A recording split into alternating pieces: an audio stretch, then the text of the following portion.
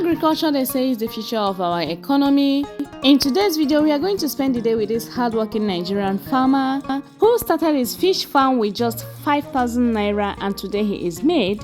Behind his house, he has managed to put up not just his fish ponds, but also different kinds of agricultural produce like cocoa, mangoes, plantains, apples, and so on. In today's video, we are going to spend the day with him, listen to his success stories, and learn the ins and outs of running a business like his. My name is Danikakosytv, and you're welcome back to my channel. I started with 5,000 naira. We have other outlets as well. So this place is basically production outlets. Now, what is the income like? But whenever you want to hatch, how do you do it? Bring the fishes out or something? Exactly. Can we know your name? Maurice Oluwadare Temitope is my name. All right. Okay, you own this farm. Exactly. All these things. And yes. This is just like a compound. Exactly. Behind the house farm. Yeah. Something like that. Something like that. Wow. You know, you make do of your space. Wow. And you're cashing out with it. What can we do? How did you start? Oh, I want to hear your story. Everything. It's very funny. And at the same time too, you know, I got inspiration like 23, 24 years ago. Okay. I was just, you know, strolling. Then I saw a newspaper, an old newspaper. I just picked the newspaper. I was reading the contents. I now came across catfish farming. So I developed interests. But how to go about it, I did not know. Okay. But while I was small, I had a passion for it. You know, we do go to the river, use our hook to catch fish. Okay. This very fateful day, when I saw the newspaper, I read through it, and then the next thing is, oh wow, so I can really do this thing. This is a cocoa pod. You also have cocoa here? Yes. Ah, wow. You are a real farmer. When I was in school at the university, a colleague of mine just made mention of something of such, that they want to do a training somewhere.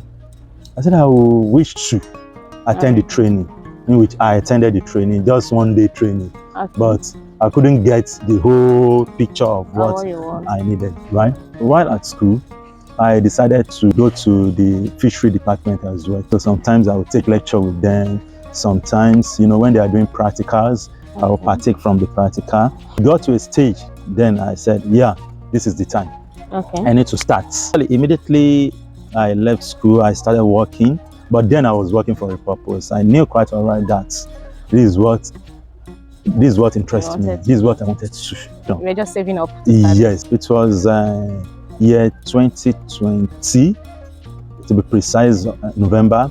Then I did my first production together with a friend of mine. Actually, the first production was like 12 pieces. We could be able to get just 12 pieces of fish from the first production. But those 12 fishes were like, wow, you know? Yeah. You know, your handwork excited. Now, so excited. So I achieved something. So we kept them, we keep feeding them. Later, we did another one. We could be able to get like 1,000 pieces. Wow. In just a small space. Okay. So we sold it. We sold that one to a particular client, and then we are selling fingerlings 10 naira. So we sold that one to a particular client. Then we took the money and expand the space. Then we did another one. Again, we could be able to get like 6,000 pieces. So we sold those one too. Okay. Then we still reinvest the money. Wow. Then the fourth time, then we were able to get like 20,000 or above. While we are doing all this, we are still in the school. To be candid, while schooling, we are still cashing out. And it makes it so easier for us, you know, to buy this, to do that, to do big boy in school. But I was not really focused, and you know, I was just using it as a side hustle. Okay. So later I said, I need to be focused. Okay. So I have to, like, you know, invest on this thing properly. So I moved my production outlet down to this place where I have enough space, a place that belongs to me, that nobody will harass me. No landlord will say, I know this and that, and nobody will start telling me. At least you don't pay rent? I don't pay rent. I built like 3 small nursery ponds. Remember I said my first production was like 12 pieces. Those 12 fishes, right? So I took those 12 fishes down to this place. So I use them as a parent stock. Okay. So I use it to produce. That's how it is gradually, and to the extent that I started training others as well, both in Lagos, outside Lagos. So you're feeding them now, right? Yes. Okay. Yes. These ones are the ones that are how many weeks old? 3 weeks old. Okay. 3 weeks old. As you can see their movements now. Yes. As they are getting the feed, is in the food. But will that be enough for all these fishes? Yeah, it will be enough for now. At least we do feed them like 5 times in a day. We should be mindful of how we feed them as well. Okay. Too, as in the quantity we are giving them. Okay. Because if it is too much, it will pollute the water. Okay. And when it pollutes the water, it will affect them. Because the feed itself, if you can perceive the smell, yeah, it's highly proteinous. Yes, maybe smell it. It's highly proteinous. Yes, yes. Smelling like something that has crayfish inside. Crayfish inside. I'm just wondering in my head how this small something will be enough for all these fishes. Well, fine. It will be enough. Okay. Because their stomach is still small. 3 hours, we still come back and feed them again. Again, okay. Yeah. So that some of them that did not get the food will get it. They will get, and some will eat more than others. That is why you see the variation in their sizes. Yes. The variation in their sizes. Yeah, some are bigger than others. Which we're still going to like sort them. I've already done that for those one over there. So at what time do you start sorting them? Well, once they are like 3 weeks. 3 weeks. Immediately 3 weeks, because I started the sorting yesterday. I've already feed them now. Yeah. We don't feed when we want to sort. Okay. So that would be maybe later in the day. Okay. How do you do it? Do you just start removing them one after the other or something? No, for easy sorting, yeah, we use baskets. Okay, baskets. To sort. Oh. So how much does it cost to start this kind of a business? Well, if it is production, at least if someone can, the first thing is space. Yes. If you have the space. Okay. For production. Yeah. Maybe with 50,000 naira or less than that, you can start. How much did you start with? Oh, myself. Is it up to 10,000 naira? I don't think. It's not up to 10,000 Let's say like 5,000 naira. You started with 5,000 naira? Yeah. Oh, my wow. first, because I used like 3,000 naira to build my first 3 nursery pond. Wow. No, then cost of living was a bit low. Prices of goods and service was low too. Low. I started with 5,000 naira. So then we are buying parent stock 600 naira. Oh. Per parent stock 600 so naira. How much did they sell? So I bought how many? I bought 3. That's 1,008. Wow. But now parent stock one is 3,000 naira. Wow. One. It's against 600 naira then. It's against 600 naira then. Wow. So how much is their feed then? Their feed per kilo was like how much? 400 naira. But now it's 3,500. Wow. What a huge difference. So, so that is why I said, if you have like 50,000 naira, you want to start a production outfit, you can start. Why are you adding the basket?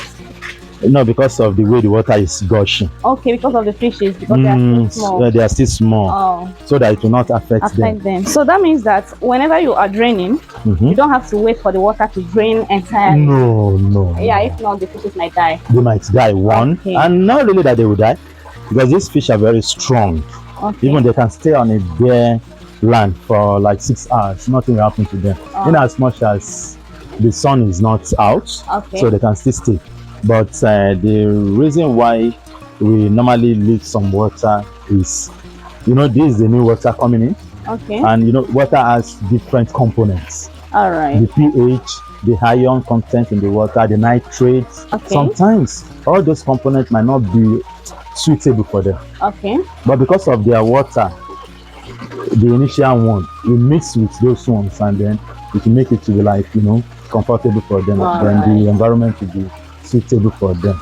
Because this one whereby you drained everything, and if the pH is too high or too low, or maybe the nitrates too is too high or too low, it will have an adverse effect on them. A negative one. Alright. But with the little water that is remaining inside the pond, we balanced the water. So that's why we don't drain everything. This is the one I sorted out. Okay. This is the one I sorted out from that one.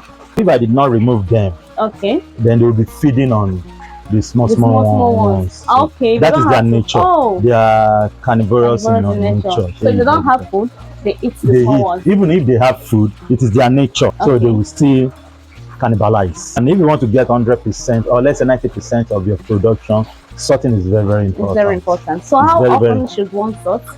Well, like now I sort 3 weeks. Okay. I'm still gonna sort maybe next week again.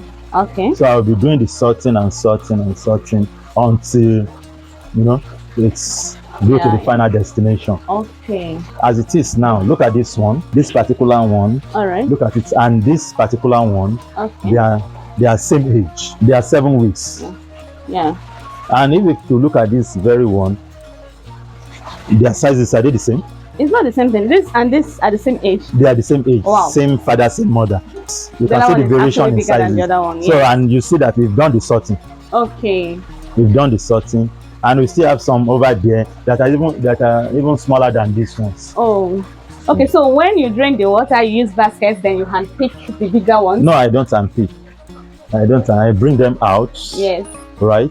After bringing them out, I use baskets. Yes. Pour them inside the basket. The small one will come out, and the big one will get trapped inside the basket. Okay. Wow. You can only use hand to pick when they are big enough. Like all these ones now, we can use hand.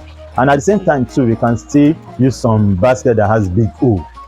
Okay. So you understand, to like do the sorting. But like this size is very effective when we use hand to pick. Now, what is the income like? What is the income like?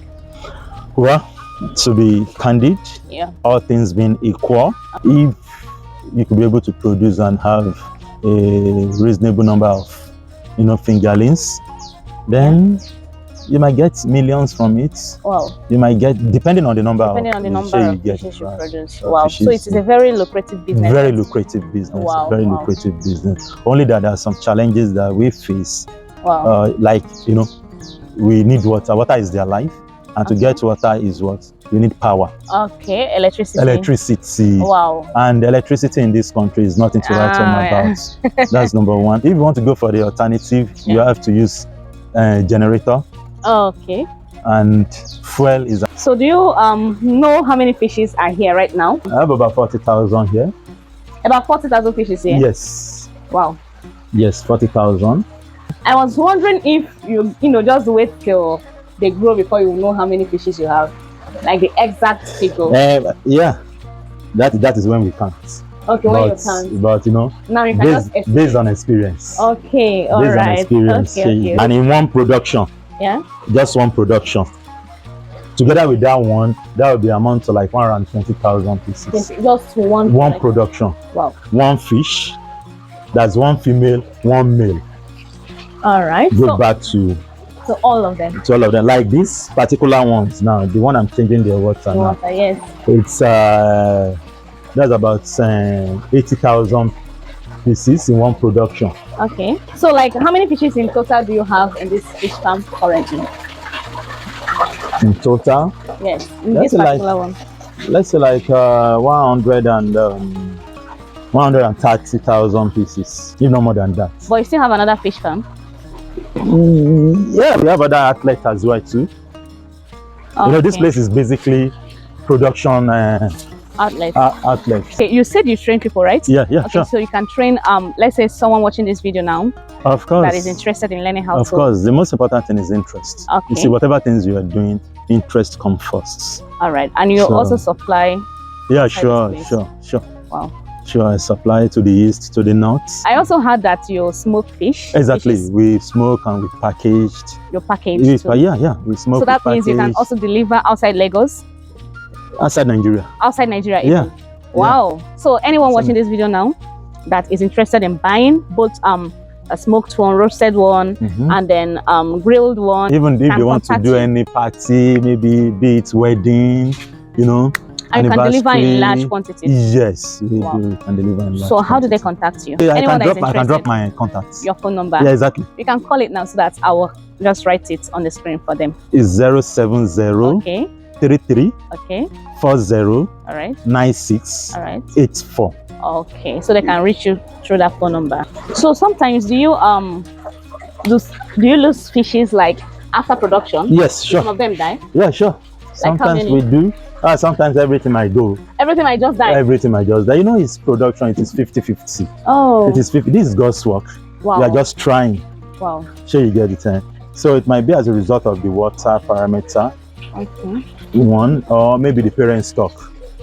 Okay. The parent stock, the female, the eggs might not, matured enough. Okay. But there is no way we can determine the maturity of the eggs. Wow. Sometimes, although we can through their age, the age of the parent, but at the same time too, the eggs, the broodstock, we call the parent stock broodstock. Okay.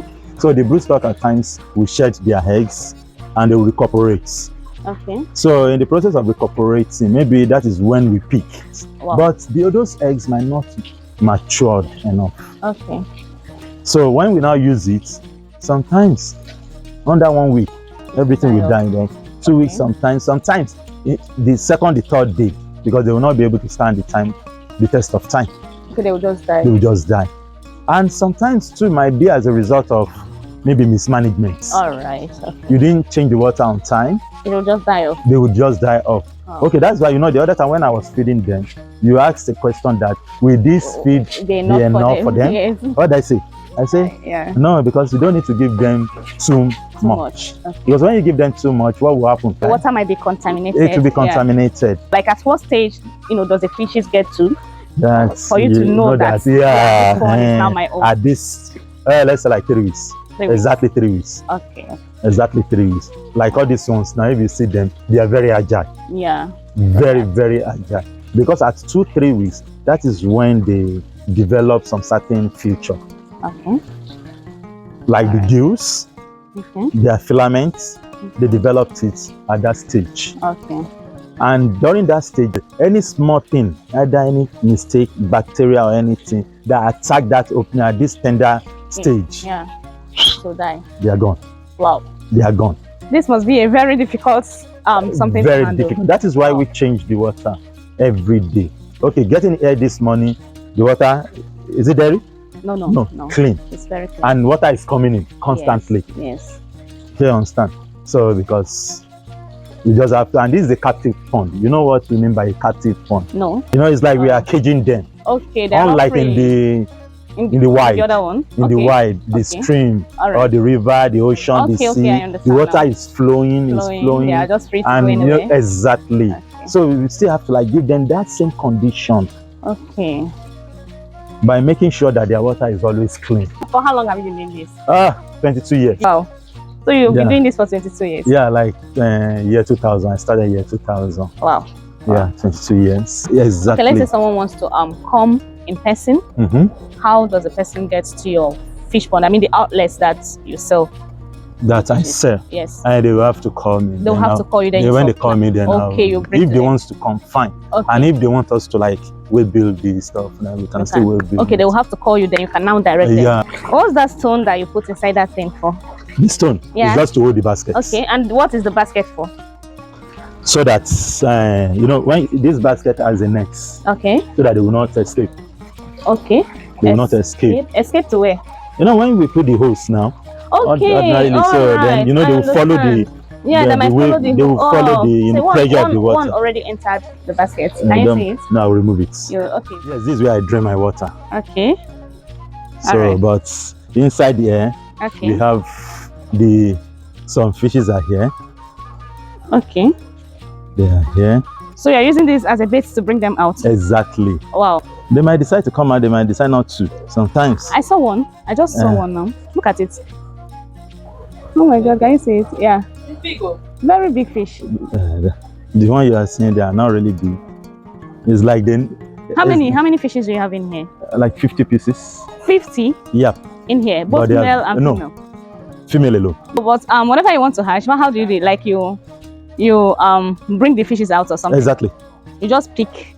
Now, how do you bring them out? This is a machine. Okay. You drain the water. Yeah, we drain the water out. Okay. And even the water that is going out, I'm using it to wet all the plantain, other things. Okay. Anyone you drain from here. So and it's even going to serve as a manure. Exactly. Wow. Exactly. So that is why there is no season for any maybe plantain when they are saying that it's dry season, no plantain, no. Me, I always have. Ah, God. I always have. Oh, even my God. My neighbor is an eyewitness of that, and the plantain is very big. Wow. As in, you know, very big. What do you expect? Is very, you know, massive. Wow.